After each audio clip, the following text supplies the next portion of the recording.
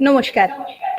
Good morning and a hearty welcome to all of you present here in the series of national webinars being organized by the Department of Political Science, GC College, Silchar, in collaboration with the Internal Quality Assessment Cell of the college. I, Dr. Shorupa Bhattacharya, Department of Political Science, GC College, Silchar, the convener of the National Webinar Series, hearty welcome all of you associated with the National Webinar. Today, on this 15th of September 2020, we are having the second webinar, the topic of which is Migration in Northeast India, Context and Implications. To start with, I would like to invite my departmental colleague, Mrs. Shumita Bhattacharya, madam. I would like to invite Dipannita Depurukastho in the screen.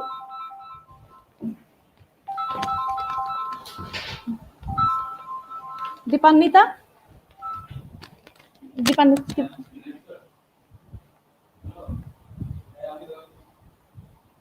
Just excuse me for a second. Dipannita is there, I think. Please mute your unmute your mic, please, and open your video, please. Dipannita, madam, please open your video mode. Good morning, and within a very short while, our principal sir, Dr. Bibhash Dev, is going to join us within a very short while. Within a very short while, the coordinator IQAC, Dr. Rajashree Pal ma'am, is going to, she will be coming very soon, within shortly, we are expecting her. Meanwhile, we are very privileged to have three eminent experts from three diverse fields.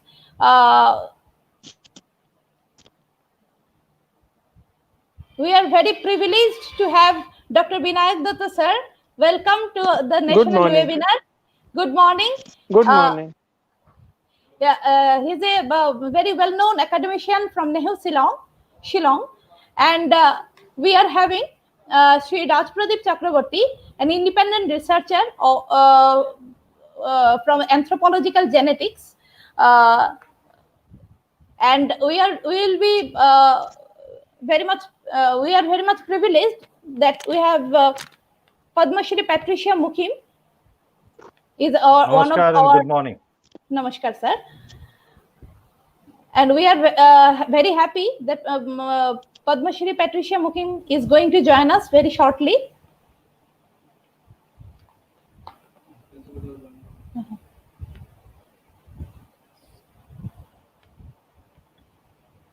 We are expecting our principal sir within a very short while.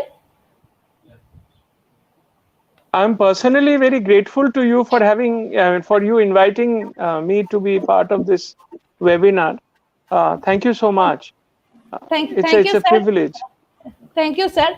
And we are also very happy to have Dr. Judy Bora, Head Department of Anthropology, GC College, Silchar. Hearty welcome to you, ma'am.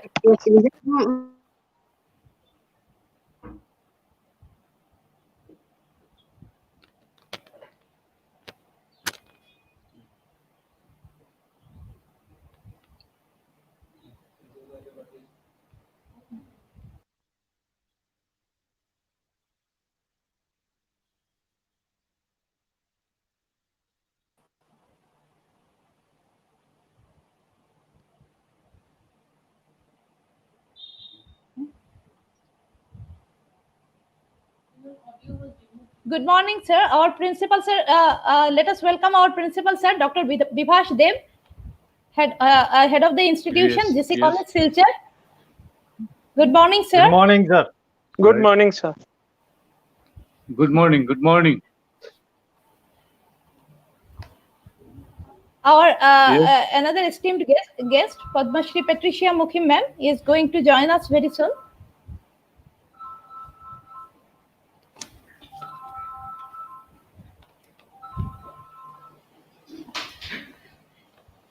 Anyways, I'm also very happy to say that a host of participants, not only across the whole nation, but from the countries like England, New Zealand, have also registered with us, and thus it has assumed an international character. I firmly believe that only the generous participation of the participants can make a seminar or a webinar a successful one. The organizing committee is honored with the participation of respected faculties and dignitaries from different institutions across the globe, students, research scholars, independent researchers, and most importantly, interested members of the civil society. We are very happy to welcome you all, sir. We shall have the introduction session at the end of the deliberation of every resource persons. The participants are requested to make comments and queries at the live chat box. The resource persons, after the end of their individual deliberation, will address the queries and questions. This is a live program which is visible at the YouTube channel of GC College IQSC, and the channel is GCCE Academia. Further, all the participants will be provided with the feedback forms at the end of the program, and after the submission of the feedback forms from the participants, certificates will be provided to all. Thus, before going to the main discussion, I would like to call my esteemed colleague, Mrs. Dipanita Deeporokasto from the Department of Political Science to explain the purpose of the webinar, please. Over to Dipanita. We are very happy that Padma Shri Patricia Mukhim is joining us. Thank you, madam. A very good morning. Good morning to Patricia Mukhim, ma'am. We are very happy to find you, have you amidst us. Yeah. Over to Dipanita, madam. Please explain the purpose of the webinar. Okay. A very good morning to one and everyone presented in this webinar. Respected principal sir, respected resource persons of today's webinar, respected departmental head and our departmental colleagues and other colleagues from the other department of our college and all the participants presented in this webinar. It gives me immense pleasure to read out the purpose of this webinar, which is a very pertinent one, as because it is known to all of us that migration in Northeast India is a very burning issue since the partition of the country in 1947. For decades, history's, history's multiplicity, antiquity, and ambiguity have assumed very complex character in Northeast India. And all these have given birth to a very serious problem, that is migration. In fact, it has become an issue and challenge since the dawn of independence, which has given birth to innumerable tussles among different population of the region. Inside the whole region, the internal political and social systems and their interactions have created an interesting mixture of hopes and hopelessness, beliefs and disbeliefs, challenges and threats at the regional, national, and even international levels. Today, through this platform of national webinar in our Gurucharan College Silchar, there shall be an effort from the Department of Political Science to throw the light effects and implications of migration in the whole Northeast region from three different perspectives. That is, from a genetic perspective, from a historical perspective, and from a journalist perspective. Thus, if any positive thing comes out of this discussion, we shall consider our initiative a successful one. Thank you very much. Thank you, Dipanita. Now I would like to request our principal, Sir Dr. Vibhash Dev, to give his welcome address on this August occasion. Over to Principal, Sir, please. Yes. Good morning to all of you, all the resource persons, departmental colleagues, colleagues from other departments, student, participants, scholars. First of all, I welcome you all in this national webinar series on migration in northeastern India, context and implication. This is very pertinent topic, and I believe that all the participants from various fields will be benefited by the deliberation of our expert, like Sri Rajpradeep Chakraborty, an independent researcher from Silchar, Dr. Binayak Datto, Assistant Professor, Department of History, Nehu, Shillong, and Padmashri Patricia Mukim, Madam, Editor, Shillong Times. I welcome all of you in this webinar. Department of Political Science organizing various types of activities, academic activities in the college. They have organized national seminar. They have organized different types of activities like awareness program, electoral rolls, then quiz program, and few days back they have organized another national webinar. And this is the second one they are organizing through our GCC e-Academia YouTube channel. So everybody can view it and participate it, and they will learn many things on the topic that is migration in northeastern India, context and implications. I thank Department of Political Science, headed by Dr. Swarupa Bhattacharya, and her colleagues, all the departmental colleagues, for organizing such a important webinar, national webinar, for enriching the students, enriching the scholars, and also the teachers. And today's first speaker, Sri Rajpradeep Chakraborty, an independent researcher. I know him very good amount of from very good amount of time. He is doing very good work on genetic level of migration. Then he has published very good amount of papers in international journals.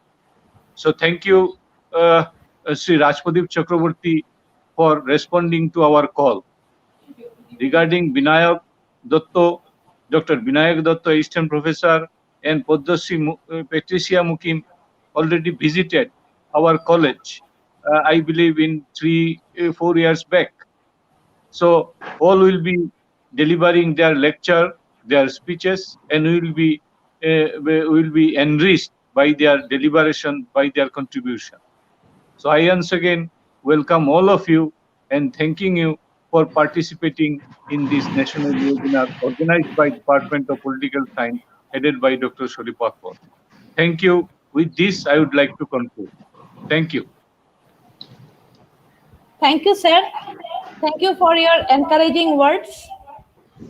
Gurucharan College, Silchar is very proud to have its vibrant IQSC, and it is because of the special initiative of the IQSC coordinator and her most vibrant technical team, the Department of Political Science could arrange such a beautiful venture.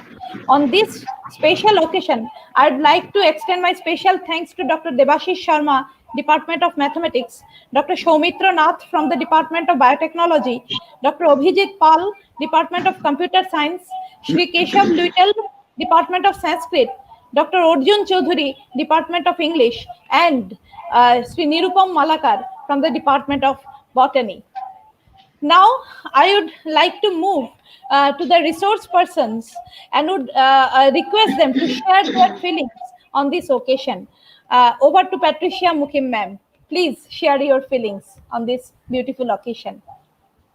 Thank you very much for this, I think, very timely discussion on migration, considering that it has caused a lot of heartaches over the years, over the decades.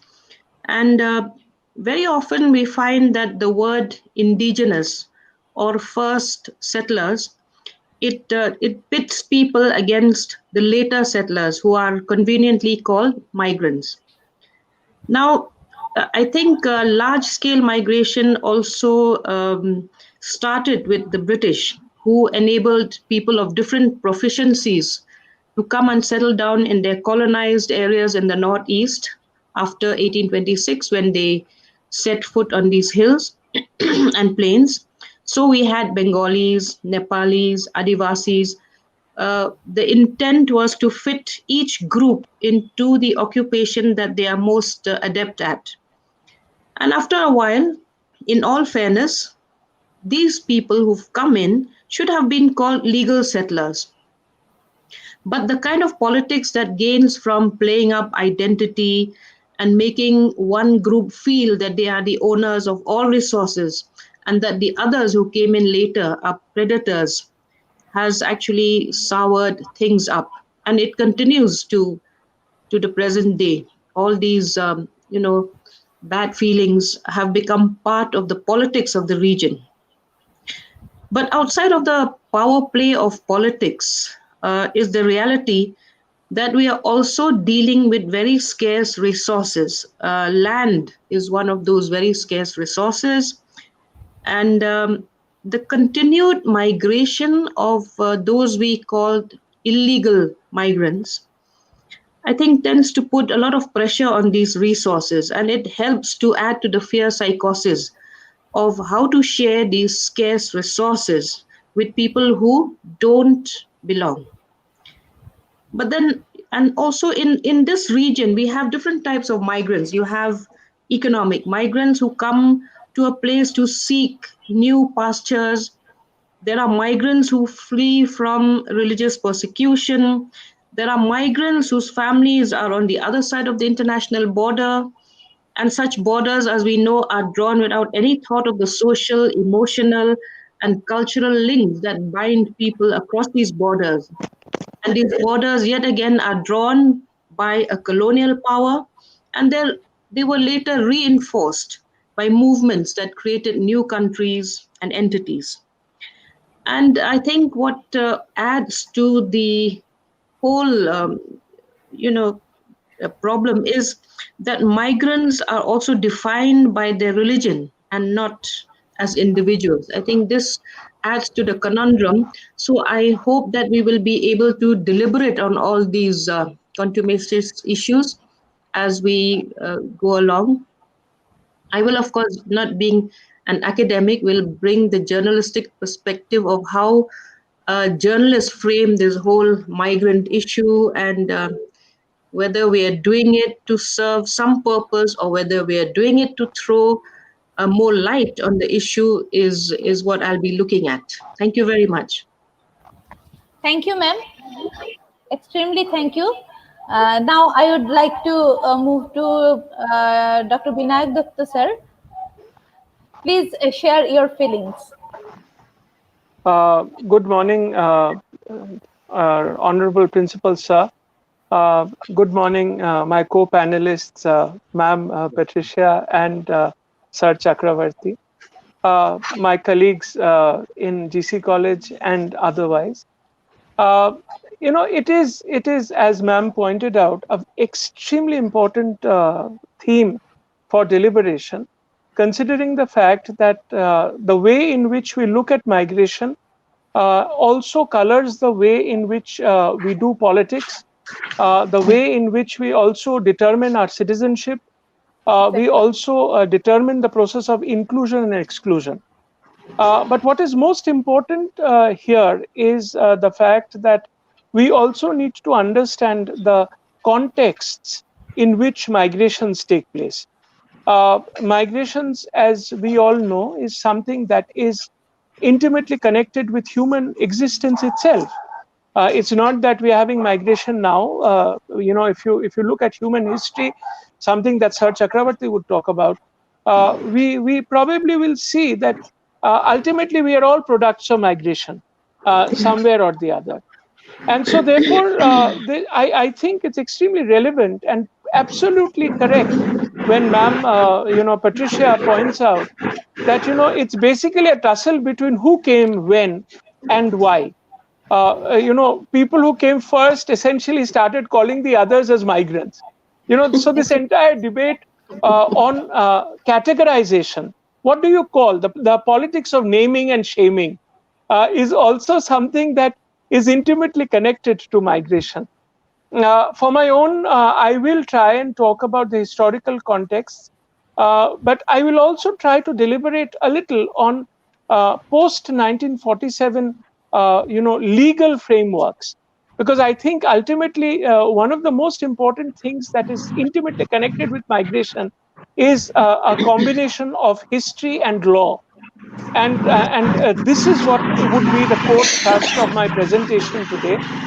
I'm really grateful to GC College for having invited me, and I think it's a rare honor that I have been placed with co-panelists like Sir Chakravarti and of course Ma'am Patricia. She's a guiding light for all of us here in Shillong. Definitely. It's almost like, and I must congratulate GC College for getting the conscience keeper of Northeast India. She is the conscience keeper of Northeast India. Thank you. Thank you so much for getting me here and getting us all together to deliberate on something so significant and important. Thank you so much. Thank you, Dr. Datta. A hearty thanks for placing the things in such a beautiful manner. Now over to Mr. Chakravarti, please. Good morning to all of you. Honorable Principal Sir, Yes. and all the academicians of Department of Political Science and IQAC. I congratulate them for arranging such a timely topic as a webinar, and also the distinguished panelists they have chosen. It is a very honor. I'm really honored to have sitting along with this such panelists, and I really also grateful that during the course of some 7 or 8 years, which I trying to search for an answer for two fundamental questions: who am I, and where have I come from? These two questions are very fundamental, and it is somewhat somewhere, sometime, any point of time in human life might have asked himself. So during the course of such this long time, whatever the information I gathered, it's a wonderful platform they provided me to share some of my information. So thank you very much to all of you once again. Thank you, Mr. R.P. Chakravarti. I am very much happy that Dr. Judy Bora from the Department of Anthropology, she is with us. Please share your feeling, ma'am.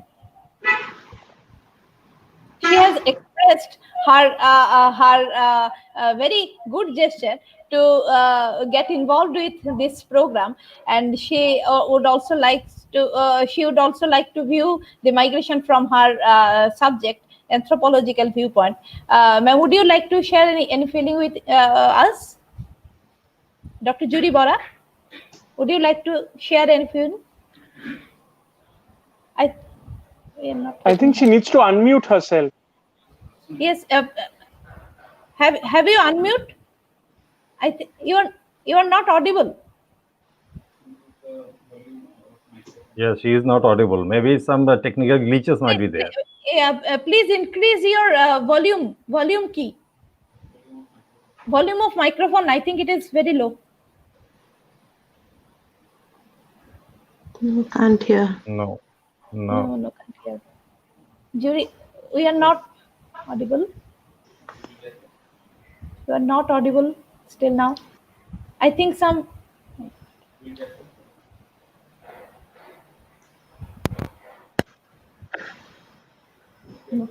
Her microphone is, I she think needs to microphone is unmute the muted. microphone. Yes. Please She's unmute. muted. Yeah. Yeah. Please unmute. It's okay. Now please Yes. increase your volume. Volume of microphone. It's already in. Yeah. Madam, am I audible now right you now? are audible. Yeah. Now you are audible. Good morning, everyone. Respected morning. principal, sir, and distinguished guests. That is those who are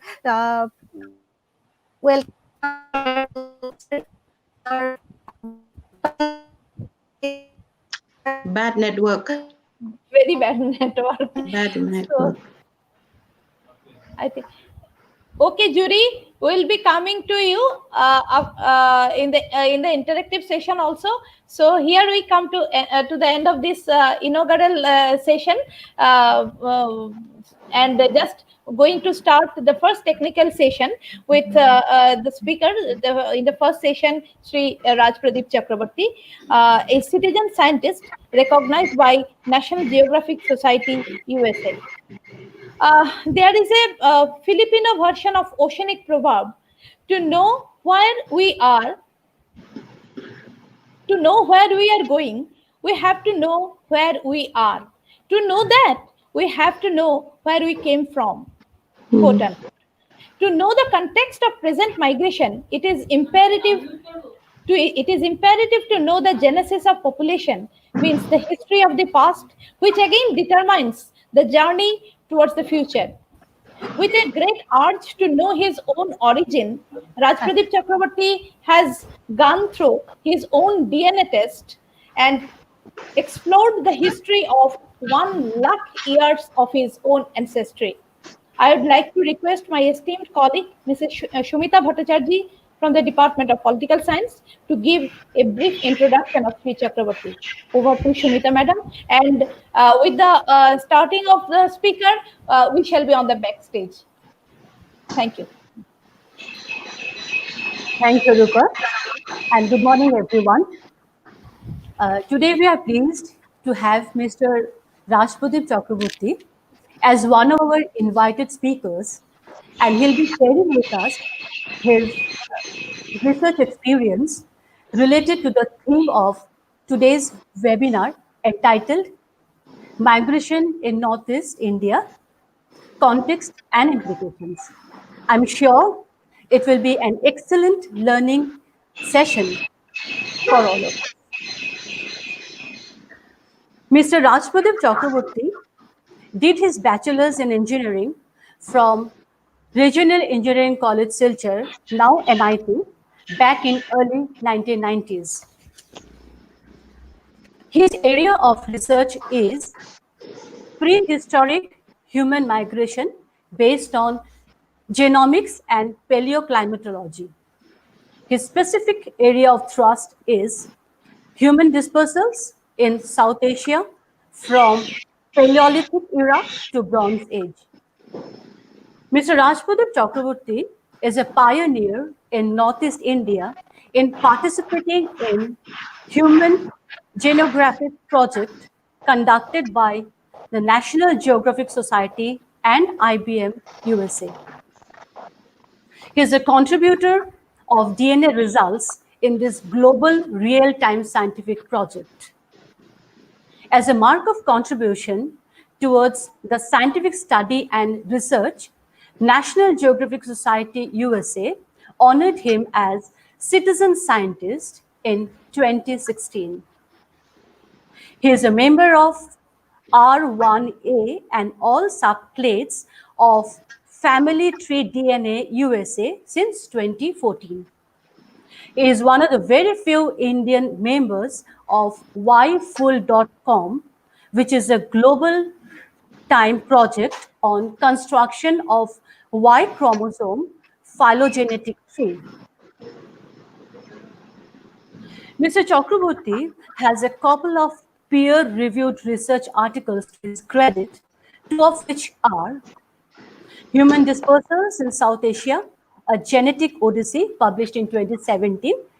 The other one is a genetic study on Austroasiatic and Tibeto-Burman speakers in Northeast India, an account of easterly dispersals from Southeast Asia during late Neolithic to Bronze Age, published in 2019.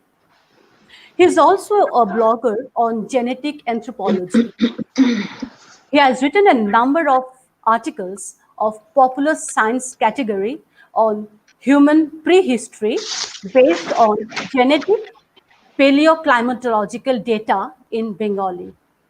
Mr. Chakraborty has participated in a number of national seminars and has delivered a number of guest lectures on invitation from different educational institutions and science societies across Northeast India.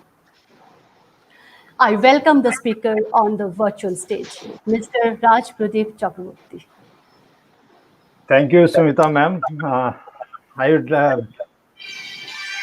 say that I will try my level best to justify the words. You have spoken so many words, so that I can deliver something which is meaningful to the society, at least in a broader sense. So we are living in such a turmoil situation where people are already forgetting from where they have come from, where the origin is. I mean, this is a very little bit of things I will try to contribute, which is I will be glad if anybody picks out something positive out of it. So thank you. Let me go to my already topic. So first of all, there is a lot of confusion among the common people regarding how the genomics is come into the foray of discovering the human history or our human story. So in this regard, I just want to tell you one incident or one research in 1987, where Fred Wilson and Rebecca Kahn and his colleague and they conducted one experiment with some participants. They have taken out a DNA, a fraction of the DNA, which is inherited from their mothers. Actually, this kind of DNA is inside called mitochondrial DNA, which is inside in our cell. And this mitochondrial DNA is nothing but the powerhouse of the cell. It draws the power from the cell, how the cell functions like that. So accordingly, they found a very interesting thing. They have subdivided the population into two: one Africans within Africa, and the rest non-Africans. Okay, now they found one thing: the Africans within Africa is very divergent genetically, although they look very similar. But the others, though are also look very similar, though are Europeans, they are very closely related. And what they found among the Europeans and other non-Africans, when they trace back their mutations and all, they found that they held a common ancestor, maternal common ancestor, who lived around 70,000 years ago and whose origin is in Africa, East Africa. From that day, a big just cover pages came up in the Times magazine, where even Adam, where the biblical description of Adam, which was dominantly the white people, they immediately changed to the black Africans. So that was created a strong waves of debate among across the society or across the world. And after that, a series of studies about the DNAs of modern people have been done. And they consistently provided the clue that, yes, we originated in Africa. And around 70,000 or 70,000 to 50,000 years ago, a bunch of people came out of Africa and then populated the world. And this is and now if we look at the diversity of the people of African people and non-African people, they're still very close to each other. Although you see phenotypically, phenotypic means as it appears biologically, the facial types, the eye color, the skin color, and like that all. And this, although they are very divergent as it appears, apparently, but inside the skin, they are very similar. Unlike the Africans, which looks very similar, they are very divergent in nature. So according to the laws of population genetics, human population genetics, where the diversity is more among the populations, the population is much more older. Where the diversity is less, the population is much younger population. So this in this way, the genetics is the latest entrant in deciphering the human history. So, and after that, all of my presentations will be a little bit of with slide based. So I am going to share my screen right now, and I will start the deliberations.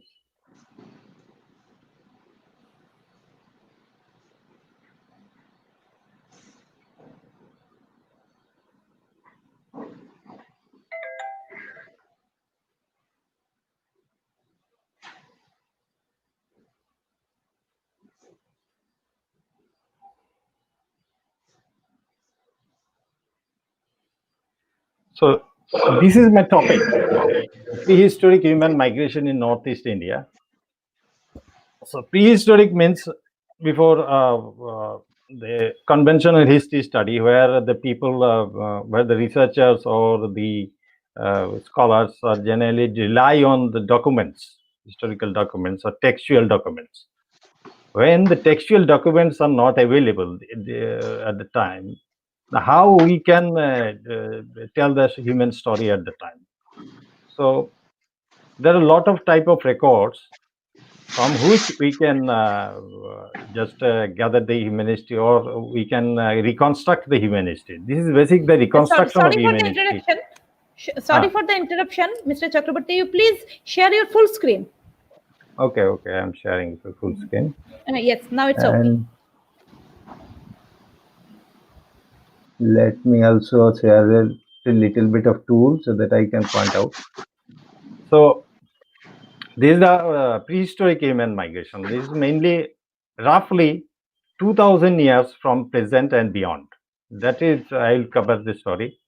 And what are the techniques? What are the techniques are used to gather the data? And what are the methodologies are really used to reconstruct the history? Now, this is the different type of disciplines, as we see, the history, which can go up to roughly 2000 or 3000 years, basically at the most. Because if we go to the earliest text, which is Rig Veda, which is nearly composed around 3500 years. Okay. Now, beyond that, there is a lot of very little textual evidence are there. As far as at least 4000 years ago, some Mitanni empire was there, and there we have found some inscriptions. From the inscriptions, we can get some data that can also be termed in terms of, but that data or that type of data can also be termed in archaeological data also. So other things are there. The historical linguistics, as we see, you can go up to 10,000 years, because the most of the things are historical languages. They are talking. Most of the scholars are almost agreeable that we can trace back to up to 10,000 years. Beyond that, we cannot, because most of the modern languages we speak, we can trace back up to that only. So then comes archaeology, which is a much greater time depth, more than 1 million years. And this paleontology is also there, which is the study of fossils and all, and they can go up to 10,000 million or like that. Then Paleo Anthropology. Paleo Anthropology means the ancient human skulls and all they are dealing with, and fossils also they are dealing. It is also a very considerable number of that. And this is paleoclimate evidences. Paleoclimate evidence means reconstruction of the climate, reconstruction of the food products or the cereals or the pollens, which is embedded in a sediment core or sea core or ice core, whatever it is. They will drill it out and they will analyze the ancient pollens, and then they will just find out the ages through radiometric dating or thermoluminescence dating. There are a lot of dating techniques are there, and eventually they will find out what it means actually. These are all decoding the data, decoding the historical data in its own from different forms. And the last is the evolutionary genetics or the human population genetics. And this genetics is also a considerable time depth. We can go and we can reach up to 1,000 millions of years. Now 1 billion years, in fact, where our planet is only 4.54 billion years of age. So it's a huge leap forward for utilizing the tool or reconstruction of our history. Now, the problem is that when we study history or reconstruction of history, it is that no single discipline can tell our past unbiased. That is the very important thing. We have to recombine the number of disciplines or the data gathered through number of disciplines, and we should synthesize those data to have a correct picture. That is the most thing. So understanding the chronology allows a different comparison evidence and different scientific approaches. It is important to synthesize the different records of the past, and then to paint a fuller picture of the past, we often seek to combine the information from multiple records into a single synthesis. This single synthesis is nothing but the reconstructed history, which will be put forward in front of the people. Okay. Now, in this context, where we sit in the Northeast India. Now, when we talk about Northeast India, if we see its position in the geographical location, it is flanked by two formidable barriers, one in the north by Himalayas and south in the Bay of Bengal. Now, it is also sitting in between South Asia and Southeast Asia or East Asia. Anybody can. It is also resembles closely its role as a land bridge between these two subcontinents, that is Southeast Asia and South Asia. And these things, similar things have also appeared in Nile River Delta, where the Africa and the Eurasian continents are merged. This is also a very narrow land bridge. Another one is the Central Asia, where the East Eurasian and West Eurasians meet, and this is also a corridor. Another corridor is eastern part of Indonesia, where the Southeast Asia and Oceania are mixed together, or they meet together. This is one characteristic. Another characteristic that this paleoclimate or climatic zone, it is, though it is very limited, but it is subdivided into a number of climatic zones, in terms of latitude, in terms of longitude, and it is dominant. Most of the time, it is dominant the southwest monsoon dominated climate, and the third is that Northeast India is have a very diverse population. Now, as for the 1971 census, more than 220 ethno-linguistic population exists in Northeast India. This is their anthropological study, and as per their study, they have found the 220 ethno-linguistic populations. And here, the two most popular language families meet. One is Indo-European. So Indo-European means you are the Assamese, Bengali, and Hindi mostly, and the Tibeto-Burman speakers. The Tibeto-Burman is the second most populous language in the world, and their spread is from Northeast India and Himalayan belt to China, the Korea, and to this Myanmar and all. I'll show you later on in the map where these still large number of Tibeto-Burman speakers are still residing. And these two Indo-European and Tibeto-Burman meet here. It is also one of the important aspects of Northeast India. Now, to understand the genesis of populations of Northeast India, now what are the different type of language families are out there in Northeast India? It is mainly there are four different types. One is the Indo-European, as I told. Another is Tibeto-Burman.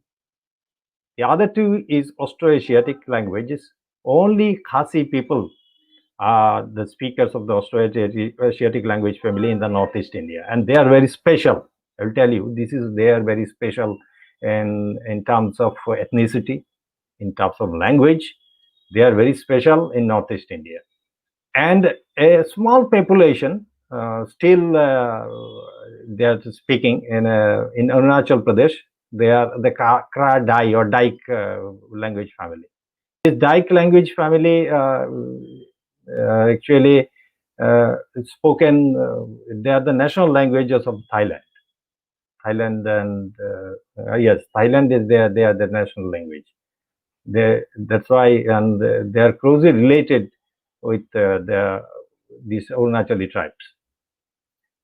Now, as I told earlier, that the multidisciplinary effort is needed to paint a fuller picture.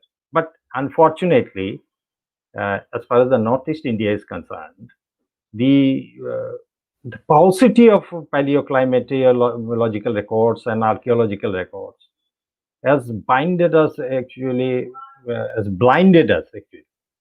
and because no significant record has been found beyond the Neolithic age. All are within the Neolithic age, and that is posing more problem. More researchers are needed to unravel this thing, archaeological record. I'll discuss with you later what are the different problems they are facing. Now, in this today's presentation, I will be mainly relying on the record from the genetics, from the many previous studies, and I recompiled them, and accordingly I will show you how the genomics are telling, reconstructing, helping to reconstruct the history of Northeast India, and to some extent the historical linguistics. What are the different type of genetic records I am trying to deal with? It is that deal with mitochondrial DNA, Y chromosomal DNA, autosomal DNA, and all. And very recently, I got some ancient DNA data from one of the leading author of this recent paper, which is published in 2018, I think. And this paper was dealing with some 150 individuals from 4,300 years ago to 1,700 years ago.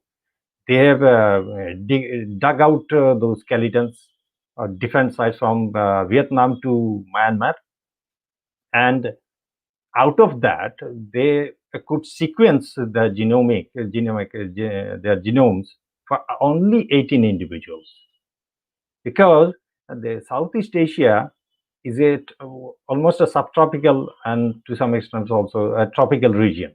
Now, where it happened, that it's a warm and humid. In both these warm and humid condition, what happens?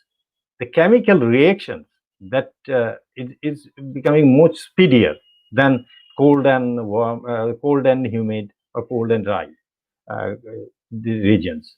So what happens? The DNA breaks down quite quickly, and that is posing the very big problem to have a ancient DNA data. And despite of all this difficulty, the Reich Labs and David Reich and all his colleagues, one of the colleagues, and I am very much indebted to, is Pietroevsky, and he sent me some data regarding the Y chromosomal DNA of the Southeast Asia. I will discuss here right now.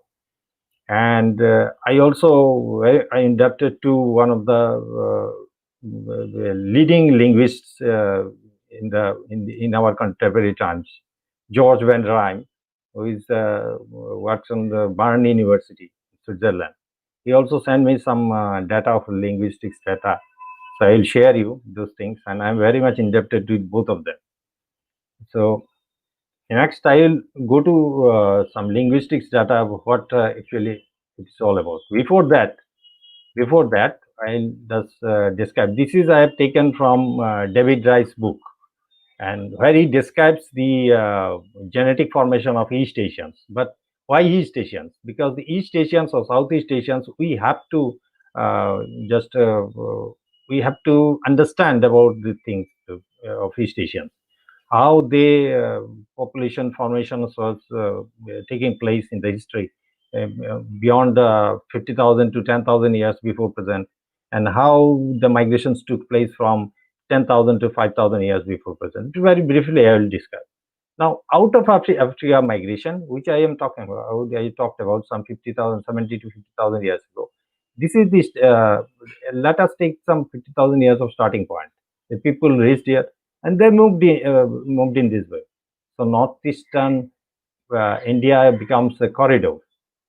Then the migration was westerly, that is from west to east. They were primarily hunter-gatherer people. So they moved along in this direction and they populate this thing. Now, what happens after 10,000 to 5,000 years? Now you see, this is the region, the Chinese region. This is the Yellow River Basin, and this is the Yangtze River Basin. Now, what happens around 8 to 9,000 years ago? They invented agriculture, independent. Okay. Now, this Yellow River Basin is primarily cultivated millet, and the expansion of agriculture along with the migration took place to the Tibetan Plateau. This is one aspect of the migration. So earlier migrations from 5,000, 10,000 to 5,000 years before present. And this is very important. The Yangtze River Basin, who cultivated the rice. So expansion of rice cultivation took place during this time with a lot of different type of language speakers. The first language speakers who are associated with this migration is Austroasiatic, which is moved down south, and the ancient DNA, which is discovered later in the last paper, that is they analyze those things. That man is the Austroasiatic speaker. And to the western part, they moved to Taiwan, and then sea voyaging occurred, and they moved to the Indonesia and all, to Philippines, Brunei and all, to the Austronesian language speakers. They migrated in that way. So this is the very early part of migration. On the basis of that, I'll move to the next slide. Now, according to the paleoclimate record, what happens? The lake sediment cores, they dug out the lake sediments cores. And with the latitude, this is mainly on Tripura, in the northern state of Tripura. In this latitude, the appearance of large size grass pollen that was present from 5,000 years before present indicates the beginning of rice cultivation during the mid-Holocene. The Holocene is a period of the last 10,000 or 12,000 years. This is the geologically speaking, they have divided the number of the eras into the end names of the last time, the geological time. So this is the nice warm period is called Holocene period. And before that, our planet was under the ice age, where the tremendous ice age was going on. And another place where the 26 to 27 degree north latitude, you can find out, it is during this time, from 10,000 to 7,000 years, so we are before present, paleobotanical pieces of evidence indicate relatively less cool and dry climate, and the presence of some cereal type pollen. So these records, this is a very type of records which we can take as a probability. Okay, this might appear. These things can happen. This rice cultivation around 5,700 years ago, but sometimes also we have to think about this. This is very important. The 5,700 years and the 7,680 years, because we will see whether it matches with the other genetic data or linguistic data or not. If it doesn't coincide, then it always remains a speculation. Here lies the synthesis of different records, whether we can derive those things as a reality that all different type of disciplines agree that the timeline or time frames as actually they agree or not. If they agree, we can take it as a yes, this has happened. Now going to the next slide. As I already told that in the Northeast India, this is the part where the Tibeto-Burman speakers dominate. You see, this part, these orange colors. And yellow belongs to Indo-European speakers. And this part, as you know, this is the Khasi people.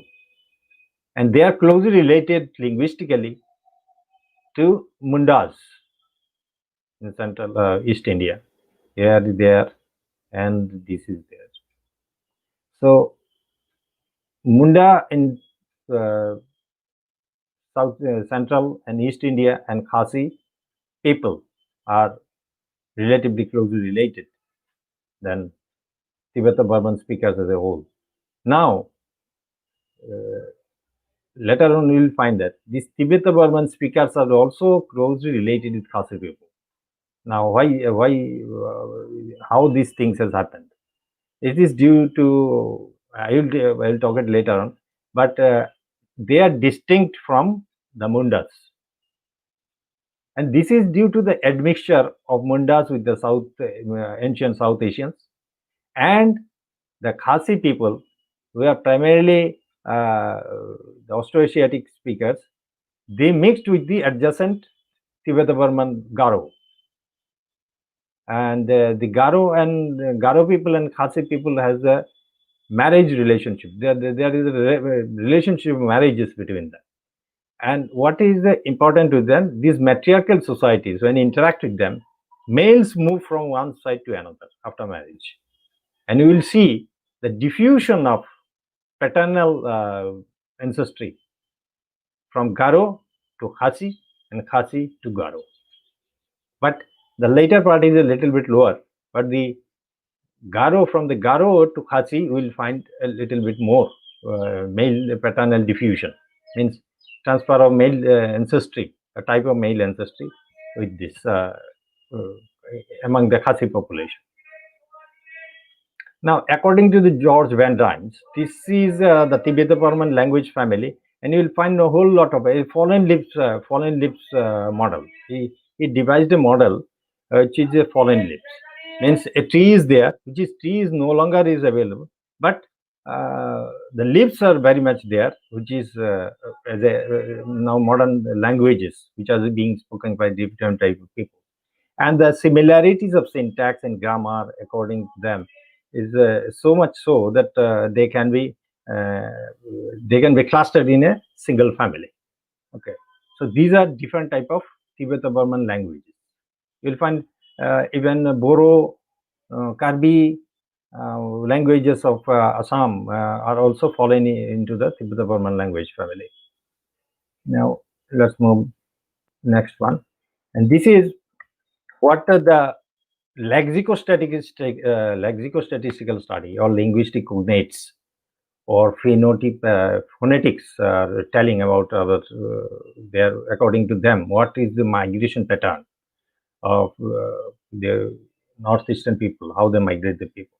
Now, you see, whatever I told you, this is the middle Yangtze River basin, and this is the Sichuan state of southern China, and the Neolithic stage, some descent to 11,500 to 2000 BC. According to the lexicostatistical study, they found that they migrated. This one of the this word is Auswanderung.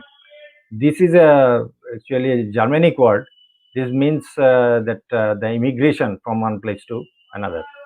So immigration with one place to another means it was set in motion during the 7th millennium BC with the expansion of agriculture, primarily the rice. And it is according to the linguistic study. Now, we have to remember that, and we'll find that whether it conforms with the genetic data or not. Then we'll understand that if it's there, then we can take it as a, yes, it is a real historical event has occurred. Now, according to Gerard Defloth, he is a leading linguist on Austroasiatic language, and he devised a time depth analysis of different Austroasiatic languages, and out of which we will take two. One is Munda. Now, the Munda is when they have appeared, it is around 1100, 1200 years BC, means 3000 to 3200, 3500 years ago, the Munda language appeared. Now, this one is Khasi Kumic language. This is Khasian. This Khasi Kumic language. This is appeared around this time, around 2000 BC. Older than the Munda. Munda is 1200 BC and Khasi is around 2000 BC, means 4000 years old. And we'll see it conforms with the idea that the migration continued from Northeast India to East India. As they are also genetically related, they are much more linguistically, they are also very closer. And this population, the Khasi population, is representing now in the Northeast. And around 2000 BC, there are a lot of population of Khasi or Austroasiatic language speakers were there. Most of them are migrated to the East India and the Central India later on. And their time depth that's telling that the expansion took place around 4,500 or 4,000 years ago. Now, this is very important. You will see later on what the genetics is telling about. Now, this is the genetic records which I compiled about the different populations, Garo, Khasi, Ahom, Kalita, Karbi, and these are all Northeast Indian, some Bangladeshi, Chakma, Marma, Tripura, these are the Bangladesh. These are from Bangladesh, these are from Northeast India, and this is also Northeast India. Now, we found a very startling one thing, very interesting thing is that the Tibeto-Burman speakers with the type of lineage that is this. Paternal genetic lineage OM134. And the Austroasiatic is related with this one, OM95. Now we have to remember it, because we will later on we will find that the Mundas, particularly if we talk about the Mundas, they are heavily biased with these OM95. Okay, but maternally they are all South Asians. Okay, now the language they speak originated somewhere in the Vietnam, Thailand, or in Laos. Now, what does it mean?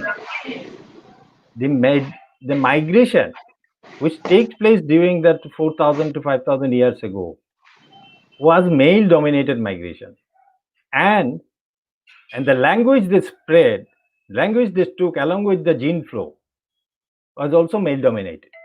And from this incident or from this data, a very important hypothesis it has been arrived. It is called father tongue hypothesis. The father tongue hypothesis is that it is the males or the fathers which has spread the language, not the mothers. Like it is also the Indo-European languages in South Asia. This is also somewhat it's male-dominated migrations occurred, and the male-dominated languages also imposed on the whole population. Now we know that all the North India is covered North Indo-European speakers. So this is all about the father tongue hypothesis. These are not mother tongue. But on the other hand, when we see the OM 134 means Tibeto-Burman speakers, their maternal lineage is also linked with the Southeast Asians, heavily biased with the Southeast Asians. What does this mean? That means, what are the migrations occurred with the Tibeto-Burman speakers in Northeast India that was evenly mixed with man and woman. So here we cannot say the Tibeto-Burman speakers are the father tongue, belongs to the father tongue. They don't belong to or fall into the hypothesis of father tongue hypothesis. Okay. So here we see the another study.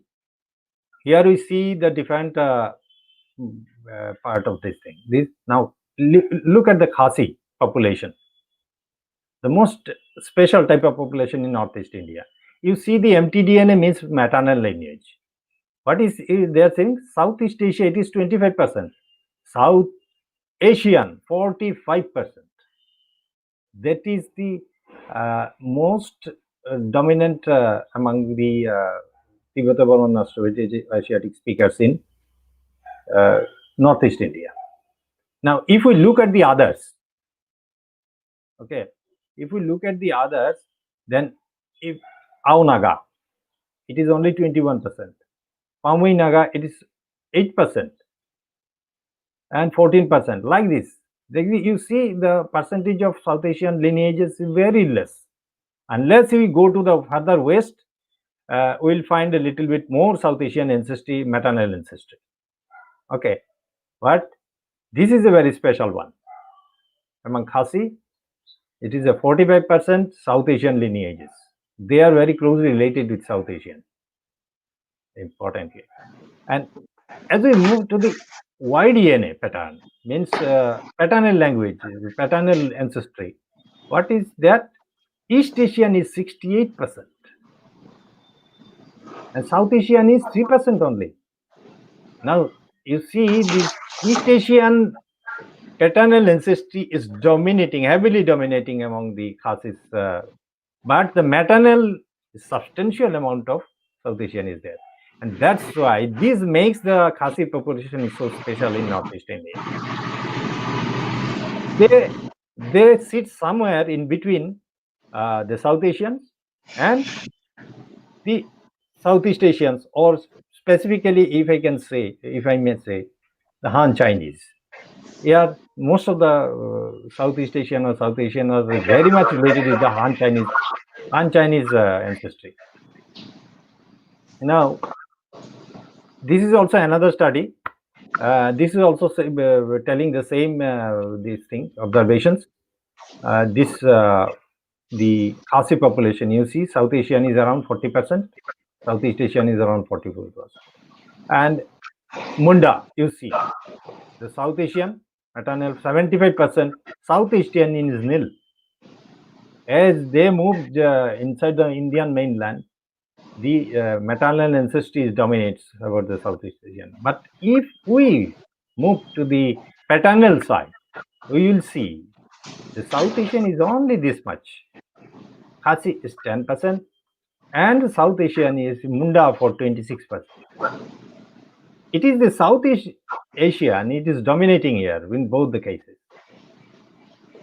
Okay, so it is clearly visible that this domination of Southeast Asian ancestry among paternal among Austroasiatic populations means that they migrated, and those migrations were male-dominated migrations. Okay, and they not only migrated, they also spread their own language.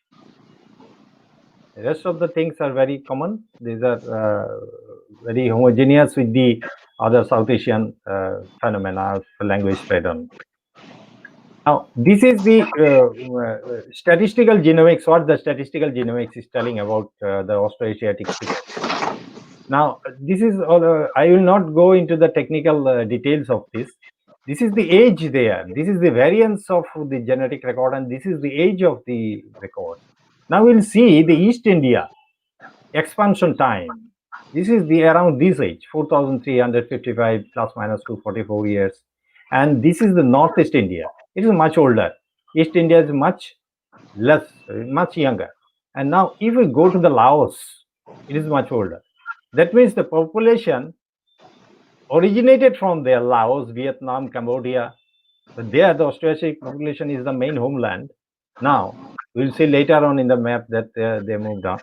And they migrated and intermediate around 5,000 years ago, more than 5,000 years ago, they reached India, Austrasiatic population, of course, with the knowledge of rice cultivation. And from there, they expanded into East India and Central Asia. So this is about the age and the variance. Now, if we look at the age and variance, it is also telling us that the population in the Laos is much more older than the population on the Northeast India, about the Austroasiatic speakers, and the most younger is the population among the Mundas. Now, this is another one type of marker. Okay. This is one type of marker. This is called the STR markers, Y chromosome. This gives you one record. Now, this is the record I gathered from the yfull.com. Now, what they have done, the yfull.com is the extensive, the more updated Y chromosome phylogenetic record. And what they decided, they found the more reliable way to determine the age. Now, this is the ancestral population of both Austroasiatic and Tibeto-Burman speakers. And they originated somewhere in China. And you see the formation around 36,800 years. Okay, this form. And this population is dominated among the Austroasiatic population. And their age is somewhat 5,400 years before present. There's another branch.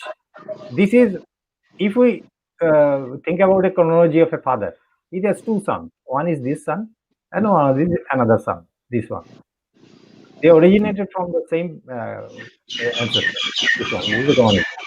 Now, what is this one? This one is originated some this way. They were hunter-gatherers mainly. Then, when this mutation occurs, by this time, these people were residing around the Yellow River Basin, and they were invented millet and rice agriculture. Now they moved further, and in India, these things they were found. Now you see, this is found in Tripura. This mutation is found in Tripura, and what is this? They formed in this TMRCA. What is the TMRCA mainly? TMRCA is the time scene's most recent common ancestor. You have 10 number of populations, 10 number of individuals who are carrying this mutation, and the variation after the analysis of their Y chromosome, the variation what they have, and after analyzing the variation or within the after calculations, there are a lot of calculations of mathematical formulas are there. We come to the horizon that the common ancestor of these 10 individuals might have lived around 5,600 years ago. Now, all these you can see the India and Myanmar, these mutations are there, and this is the records in not only depicting the fact that Austroasiatic population brought rice agriculture, and they are the mainly male-dominated migrations occurred in the Northeast India around 5,000 years ago, and then came around 4,000 years ago. They came the Tibeto-Burman language speakers. They not only they dominated on those areas. If we see this method, if we see this one, is this thing. This part is the migration came from this in this region, from this region, and the Tibetan region, and this part is through this region, in present day Myanmar regions. They are coming in this way. So they not only replace the Austroasiatic populations, but some of the Austroasiatic populations already assimilated, being assimilated by the Tibeto-Burmans. As you can see from the genetic records of the Mizoram, Lao, Mar, Lusai tribes, we'll find that the considerable amount of the Austroasiatic, the so-called Austroasiatic embedded paternal ancestry is found among the Tibeto-Burman speakers. Here you can hypothesize that this might be as a result of the language adaptation by the earlier inhabitants, which were overwhelmed by the later migrations of the Tibeto-Burmans. Now, this is the ancestry-related data, and what are the data is telling about the fact that the 2 lakh markers of across the genome that's been ordered. Now, you see these things there. This is the Khasi population. You see the substantial South Asian ancestry is there. It is across the whole genome. Okay. Now, the adjacent Garo is much lower, and these are the Myanmarese population. Okay. They have the South Asian ancestry, but they are overwhelmingly dominated by Han ancestry. So the Khasis have a considerable amount of Han ancestry, Chinese Han, and the South Asian ancestry. Okay, this gives a very beautiful comparison of how the population ancestry is all about in Northeast India. And this is Austroasiatic. Now, this is the Tibeto-Burman as a whole. You see, they are largely dominated by the Han Chinese. Okay, and this is a very recent study of how the populations are really correlated. This is a mathematical representation called the principal component analysis of the genomic data of different populations. And what is telling that this is a northeastern part. This is Garo. This is Garo. This is the Tripuri, and this is the Kuki. This is the Burmese. They form the cluster of populations, which is much more distinguishable than other South Asian tribal populations. This is Chamar population. This is Chenchus. Chenchus is a population, a tribal population found in Andhra Pradesh.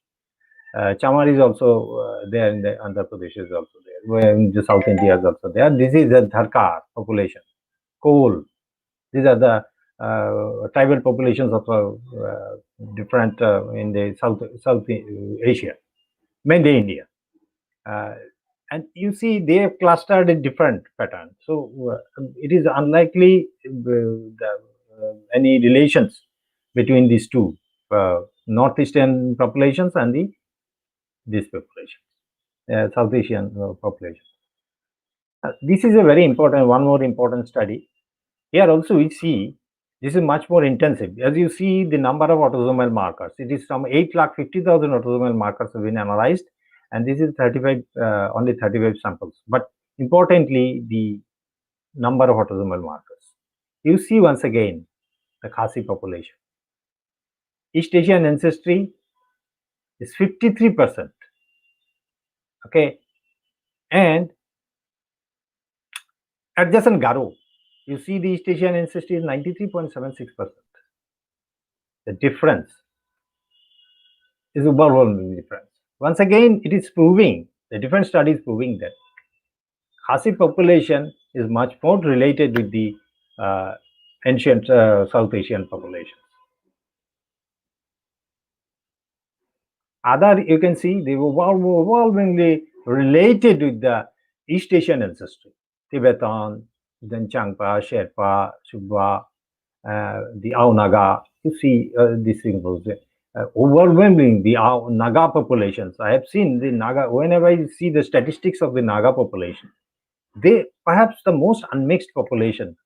They remain isolated from the South Asia in most of the cases. It is 92% South East Asian ancestry, means they remained isolated for quite a long time, and still they are isolated from South Asian populations. Now, this is about the Bangladeshi population, Bangladeshi plot of the individual in the Bangladeshi Austroasiatic Tibeto-Burman population of Bangladesh, where it is found that this lineage O2A is a paternal genetic lineage, is very much associated with the Austroasiatic people, and it is slightly higher than this one. What is this? This population was actually adopting Tibeto-Burman language. Earlier, they might have spoken this thing, Austroasiatic language, and then they adopted Tibeto-Burman language, and then Tibeto-Burman language they have adopted.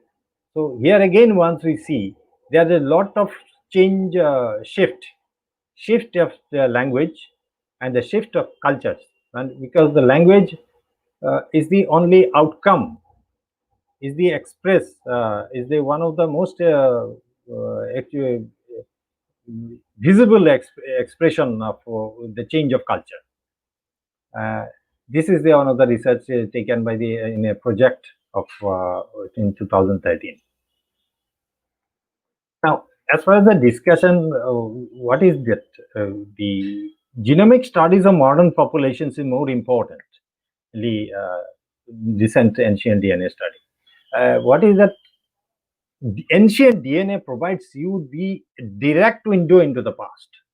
It's a direct evidence of movement, or the genetic turnover, or the language shift or cultural shift.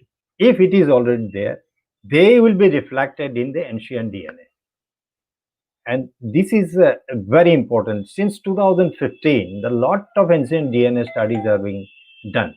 And as Europe is very much conducive, their climate is very much conducive on preservation of ancient DNA. A lot of ancient DNA is there, and the picture is almost clear there. And unfortunately, in South Asia or Southeast Asia, the climate is the main problem, where the preservation is very difficult. Ancient DNA gets fragmented, and the sequence of all this DNA is very difficult to get. Now, what is that?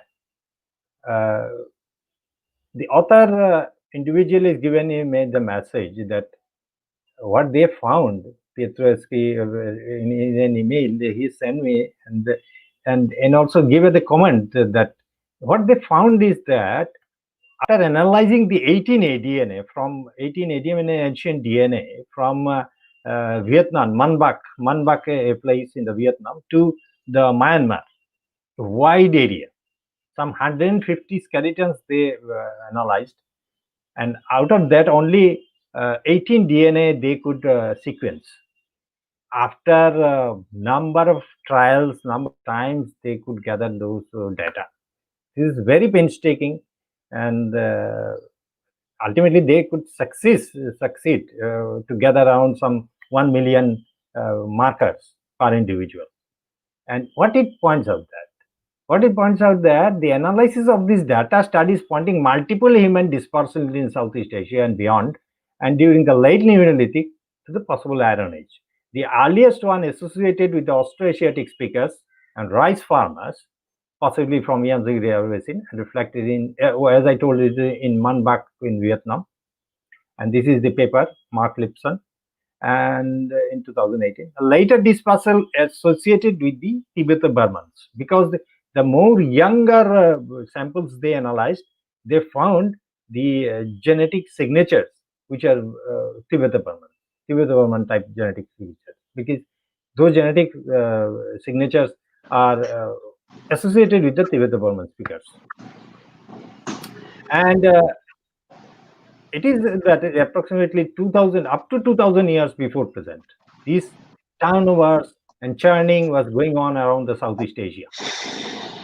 And what is that? What is that produced? These migrations and all these things, they produce the genetic turnover with cultural and linguistic shift. And this later dispersal flanked the Austroasiatic speakers as either the earlier people adapted the later migratory people's language and cultures, or they left the place. That means the population replacement has occurred.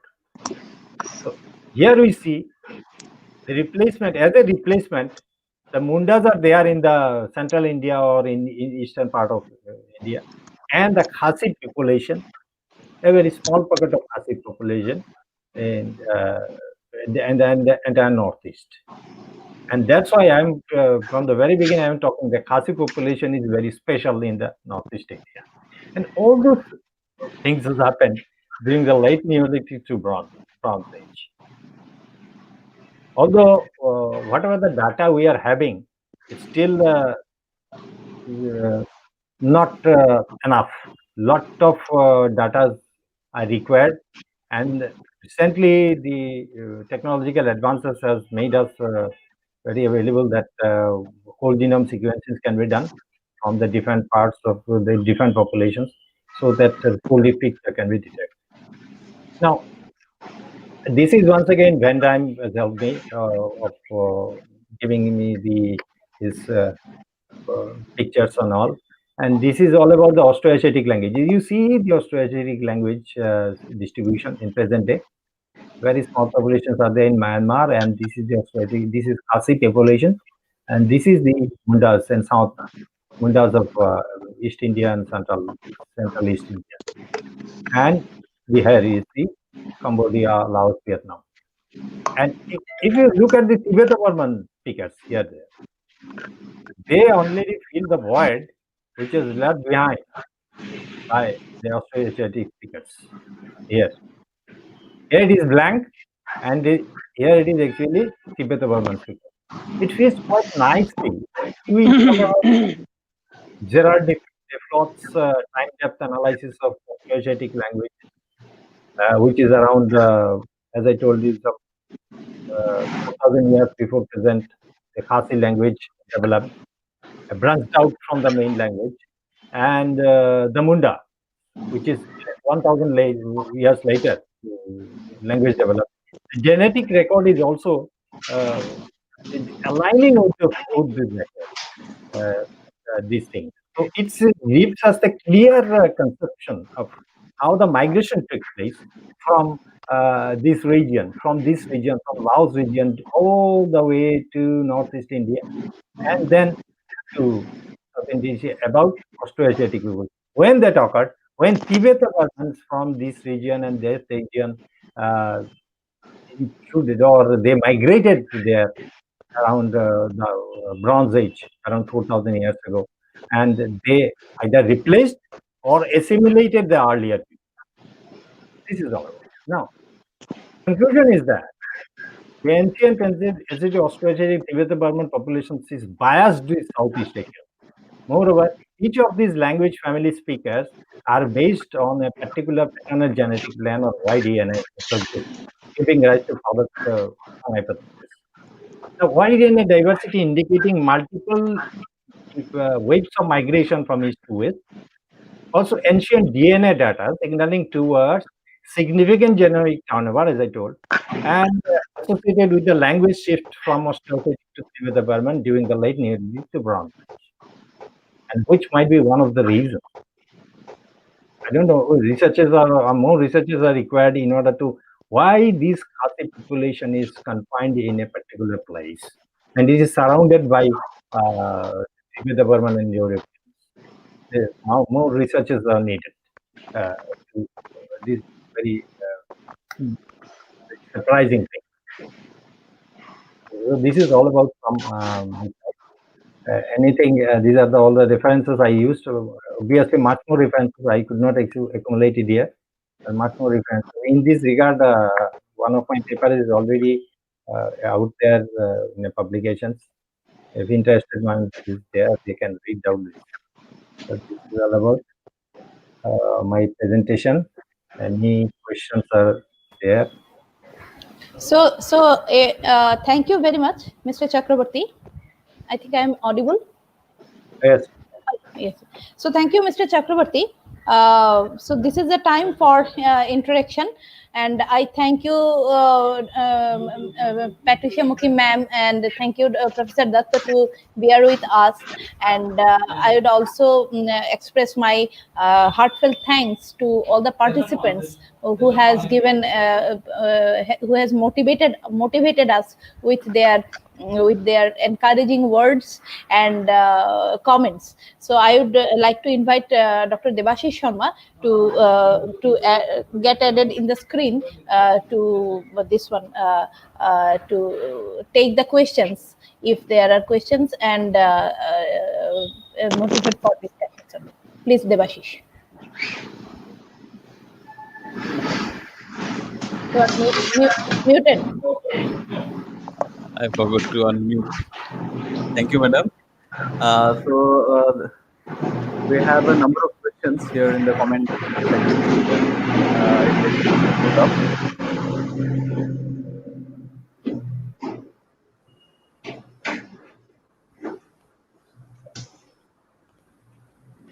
Yes, I could see.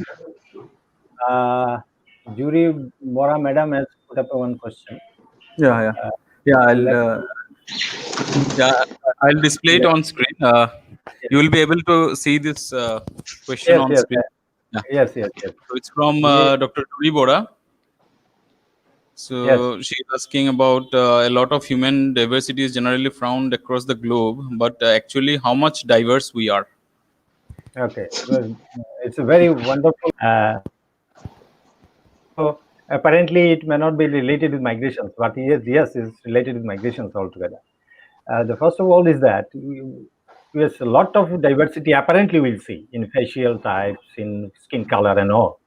But actually, as a species, we are 99.9% genetically similar. It is 0.1% difference only. It is only 0.1% difference across the globe. Even I am taking with the Africans within Africa also.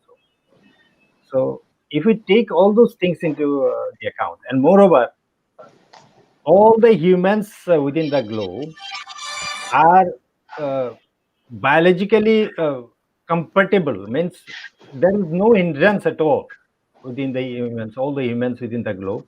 They cannot marry or they cannot produce offsprings within the across the globe, which does mean that we are only one species. There is no other species, and we are genetically so similar that it is so unscientific to call us different races or all things. It is altogether unscientific to call or thinking about the racism and all. It is unscientific. We are only one race. We are very similar as far as the entire globe or entire human race is concerned. We are only one race, that is human. But that similarity. Okay. So we have another question from here, Mr. Krishanu Bhattacharjee. Yeah. His question is that is there any term called indigenous in Northeast India? Means when this land has witnessed so much human and linguistic migration, probably he means to say that can we call somebody indigenous or something like that. From scientific or genetic or evolutionary, human evolutionary perspective, nobody is indigenous. It is quite clear. Everybody has migrated at some point of time. If we talk about the human evolution, our evolution is taking place from millions of years. Mm-hmm. Our ancestor was Homo erectus, who lived around 1.8 million years ago. And they also migrated. From them, we have evolved. Take a clock of 1 or millions of years. It is very less time to think about that for thousands of years. It's a blink of an eye only. And when a blink of an eye, if you think about the human races, whichever is indigenous and whichever is not, then it is totally unscientific. It is it may be the social science or the for the purpose of governance. It is coming from the scientific view. We are all migrants. We migrated out of Africa, and then lot of different type of migrations occurred. Mixing has occurred. So we, as a whole, not only we are migrants, we are not even pure. Every individual is not pure in the world itself. If we talk about the most isolated people in the South Asia or periphery, you will have to talk about the Andamani populations, Ongej, Jarwa and all. They were isolated for almost 45,000 years. Even they are also not pure. They are also admixed with 3 or 4 populations. It is a proven one. Now, all other taken together, it is a proven fact that we are all admixed. No one is pure, no one is indigenous, everyone is migrated from one place although it's a different point of time. From scientific point of view, the time ranges from thousands of years. It is the perception. It is the perception from which point of view we are talking about. Yeah. Okay, so there is one more question from Jyoti Prakash Bhattacharjee. He is asking something about Karbis. Maybe he wants you to mention something about Karbis of Assam. Karbis are the Tibetan tribe. Now, Karbi language is I have already in my presentations, I have already seen the Karbi languages under the Van Dijk's Fallen Leaves model. Karbi was also one of the languages was there. Under the Brahmaputrans sub-language under Tibeto-Burman language, the Karbi is also one of them. Boro was also there. So these are all Tibeto-Burman speakers. As it is there, they most probably they are younger than Khasi population, but they might be contemporary with other Tibeto-Burman speakers in Assam. So there is a similar question. You have already answered this, so we are not taking this up. You have already answered this. Okay, and one more question from Gunakar Das. Can DNA study predict evolution languages? Indirectly can, but language evolution is a totally different subject. I am not very much acquainted with the linguistics and all. I can only talk about the DNA, but the DNA is what the relations establish, and it indirectly tells us the relations between the two populations, population A and population B. These two populations, when they have interacted, how much has occurred, this will give. Now, with these information, linguistics can work out what are the difference of phonetic difference or grammatical difference is there. From there, whether a common language is there or not, they can determine. In that way, yes, definitely, DNA analysis or whole genome analysis can help. Okay. Okay, sir. And there is another question from Professor Shubhrabata Chaudhary. He was also one of the speakers of our earlier webinars. What is the level of correlation between language-based studies and genome-based studies?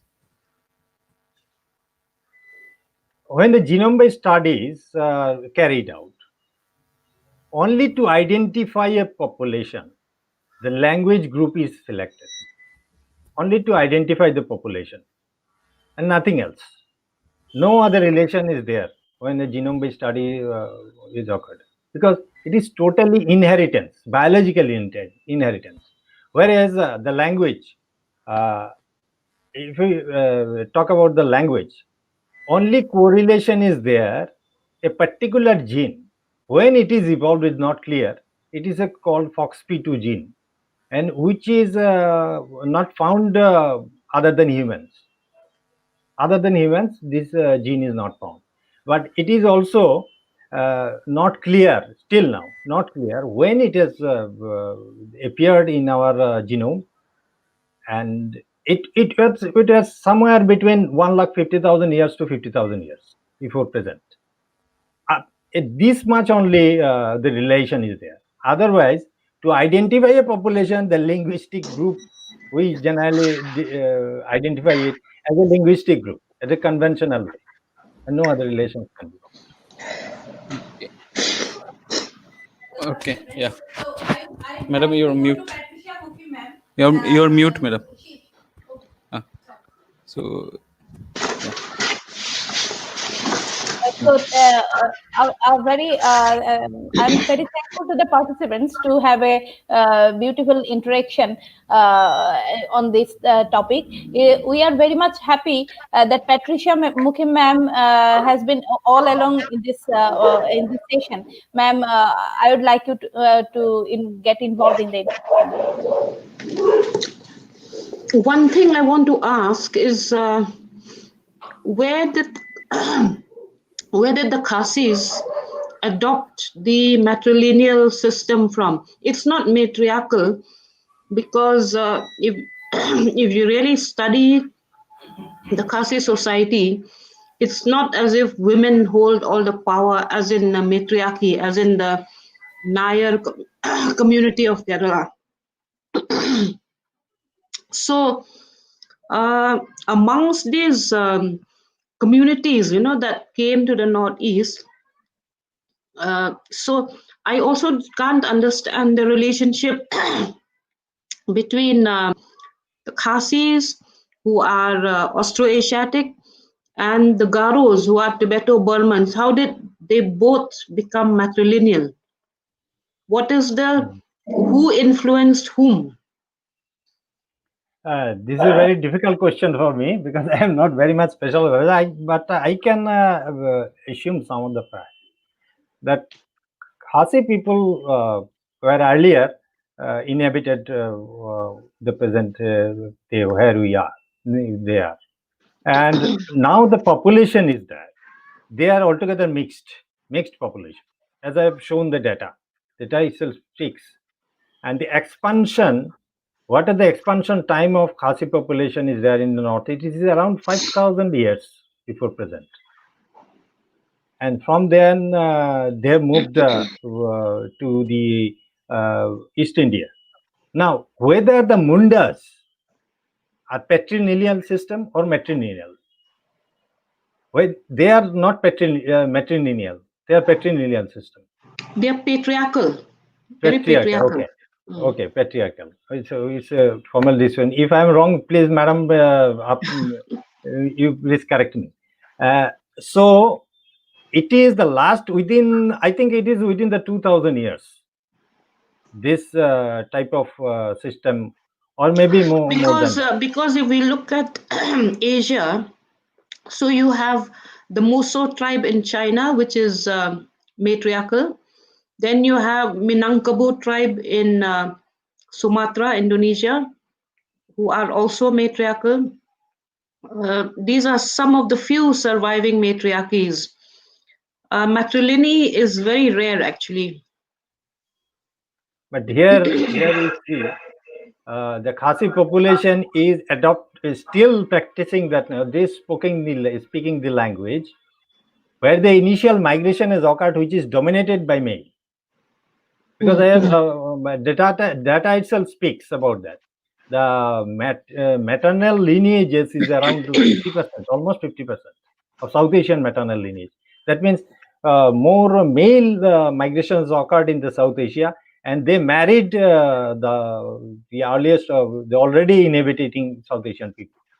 And that gives some kind of idea. It's a very complex idea. I'm already very much amazed about the present day Khasi population, that despite of all variations they have, they are still practicing the age-old language, and their genomic data telling that they are altogether a mixed one, a much versatile population now.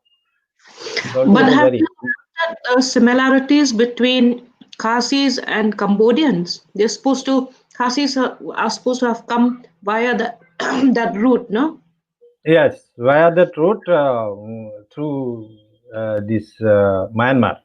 And the concentration they found, the Laos is actually the highest concentrating population out there. with 60 to 70%. And that I am talking about this the paternal lineage. What I am talking about the paternal lineage. That is highest 60-65% of paternal lineage found in Laos, and that lineage is comes down to Khasi population as around 35%, and around 30-40% is from Tibeto-Burman lineage. Now, this might be due to some marriage system already existing between the Garo and Khasi population. And when the marriage occurs, it is the male who moves from Khasi, let a Khasi woman, matrilocal system. The Garo man will come or assimilated into the Khasi population after the marriage.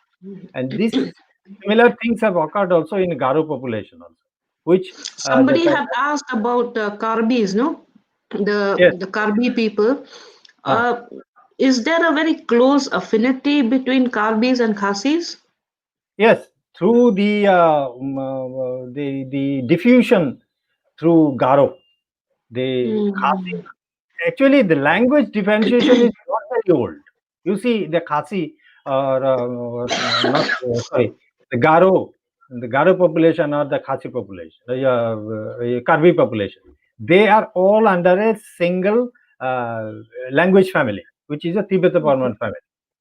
And if it is up to the linguists who have to differentiate when those languages diverse, and then we'll find a little bit of idea when this population diverse. Okay. You're muted. You're muted. Swarupa is muted. Thank you very much. Yes, I'm done. Now I'm unmuting it. Okay, I would like to go to Binayak sir to be please involved in the discussion, please, sir. Binayak sir, please. Somebody in my house is burning chilies and it's coming all the way up. Last time, ma'am, you told me that in 2017, when we met at NIT guest house, that time you told me that please do some study about it. I'm trying my level best, and if I find some collaborator in the midway, definitely I will. No, it was very extensive. That presentation was really extensive, covered a lot of ground. I tried my level best. I'm fortunate that the co-panelists like you and Dr. Datta is also there.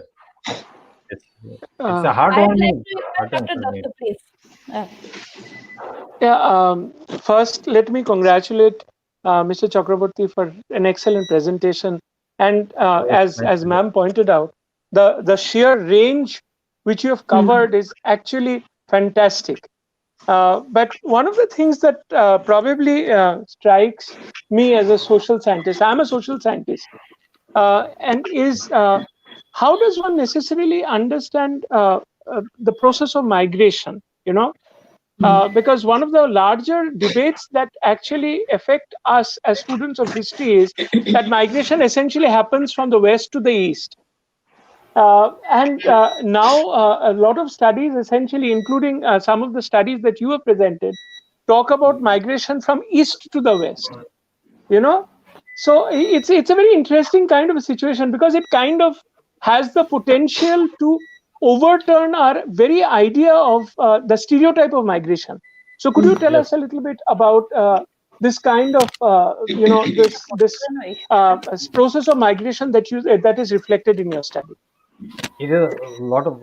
You have opened up a Pandora box now, but the time is very limited. Yes, we are having short time. Yeah, the short, very short time. We can maximum provide for 5 to 10 minutes more. In a Paleolithic time, they are both hunter-gatherer. There no agricultural system was there, so it is quite understandable that to sustain the livelihood they have migrated. And the migration the routes they have taken is to gather the gains they hunt, or they gather the starch foods and fruits wherever they are available. They found within their periphery, within their vicinity, within suppose 1 kilometer or 1.5 kilometer range per year, they migrated. In this way, the earliest migration has occurred within the 10,000 years from Africa to Australia via the coastlines. Now, this is not as simple as that. In the meantime, in the last 10, from 50,000 years to 5,000 years before present, lot of different type of migrations occurred.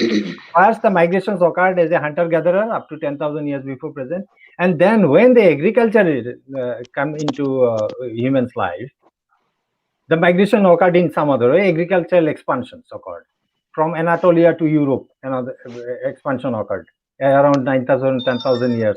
In Gordon Child's book, it is called Neolithic Evolution, Neolithic Revolution. Now, as Gordon Child remembered, he has found the tools. He has found the tools and discovered the tools which resemble to cut the wheat grass. That type of tool they have also invented. And now to transfer the technology further, the migration occurred. For the benefit, for the need, the migration occurred. Now, the expansion of agriculture in search of more land, rice and millet, has occurred from the east in Yangtze River Basin or in the China Yellow River Basin. It is related with the agricultural expansion to find a more land, more fertile land, in fact, because in some point of time, the devastating floods might have produced the scarcity of food, and they have left the land there, search for the new land for the agricultural production. And in this way, the genetic records of some rice also given some clue that what are the different type of rice in there. In the oldest rice that was there in Yangtze River Basin is not related with the rice is found in the Central or South Asia. There is a gap between them. So, and the time is telling that it is around 7,000 years. Now, the expansion of rice cultivation is also related with another migration. Another earlier migration is that okay, it is a very small people of migration is Paleolithic era, but later on the migrations occurred during the Neolithic and early Bronze Age. It is a migration related with the total downturn of climatic conditions or the expansion of agriculture. Now everybody knows in modern era why migrations occurs. By the way, have you read Tony Joseph's book, Early Indians? I think yes, it turns the yes. whole migration theory on its head, no? Yes. That book was quite nice for dealing with the people who don't know a very common man. It's a nice book. I prescribed this book for many people, and all they found they were astonished to see the book after reading the book. That is you can, ma'am, you can also tell about this book to many people. So that the actual the process of migration, it is a continual process. It is part of. I think that book, I think, tries to deconstruct this whole idea of Aryan, Dravidian migration, no? But later on, in 2019, I am coming, but this is not the public or discussion. 2019, two papers came out. You know perhaps better. One is the Narasimhan and the others in the Science magazine that is about. That is clearly pointed out what the South Asian population structure, the genomic formation of South Asian is what about. The three main components. Hunter-gatherer who came India around 50 to 60,000 years ago. Next was the Iranian farmers, not farmers, Iranian pastoralists, or let's say, from Zagros mountain around 9,000 years ago, and these two populations mixed up, and they were the people who rose in the Harappan civilization. And during the climatic downturn or climatic change, Harappan civilization abandoned, and in that time, around 3,500 years ago, pastoralists from nomadic pastoralists from Pontic-Caspian steppe came in, and they put some status into the human population. Three the main components, apart from the Eastern Indian populations, where the East Indian is also a very dominating factor. And interestingly, since the Bengali population is very close to these Northeast Indian population, some East Asian ancestry is coming into the Bengali population also. So very minimal of initiation. But one thing is very important also. The Brahmins of Bengal doesn't have that much of East Asian ancestry. There are only practically no East Asian ancestry. So in that case, the Bengali Brahmins are not even Bengalis also, ethnically speaking. That is a completely different story altogether. So thank you very much, Mr. Chakraborty. I must extend my thanks, heartfelt thanks to Professor Datta and Padma Shri Patricia Mukhi ma'am for having a nice interaction. And whatever we can derive from a beautiful positive thing we have derived from this session, that there is no scientific point in dividing the society on language line, or the religious line. After all, we are all similar, 99.9% genetically similar. So we talk about one single race, human race. So with this positive message to the world, let us come to the end of this first session, which is very vibrant. Thank you, the participants, once again, and we shall be back on 12:30 with the second session with Professor Datta, and we are hoping for again another very vibrant session. So thank you very much. Have a nice day. Okay, Namaste. thank you so much. you all. It's a very nice, heartwarming session for me. It provides me some kind of inspiration to work further. Thank you very much. Thank you. Thank you. Thank you so much. We are closing the broadcast now. Yeah, let us leave the studio. So we come back at what time? At 1:30? 12:30, at 12:30 with Vinayak sir's Okay. discussion. Okay.